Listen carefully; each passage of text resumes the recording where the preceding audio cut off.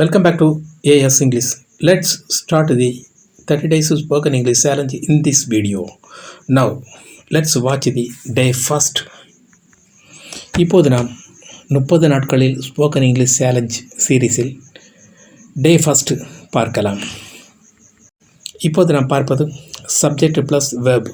அதனுடைய அர்த்தம், சப்ஜெக்ட் என்றால் யார் எது, வேர்ப் என்றால் என்ன செய்கிறது என்பதை பற்றிய மிக எளிய வாக்கியங்களை பார்க்கலாம். முதலில் பார்ப்பது பேசிக் 5 சென்டென்ஸ்களை பார்க்கலாம். நான் ஓடுகிறேன், ஐ ரன்.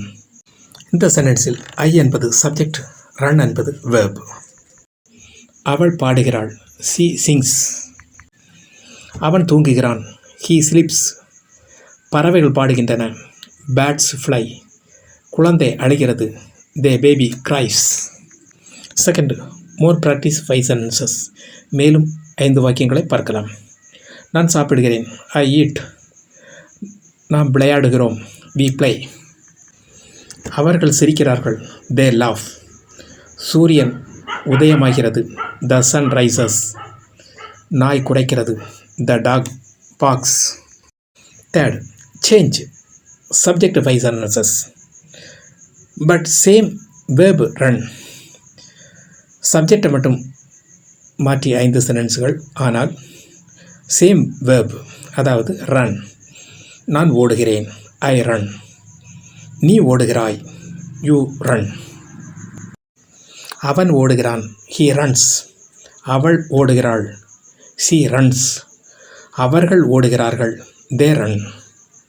Fourth, small speech 3 சென்டென்ஸ்களில்.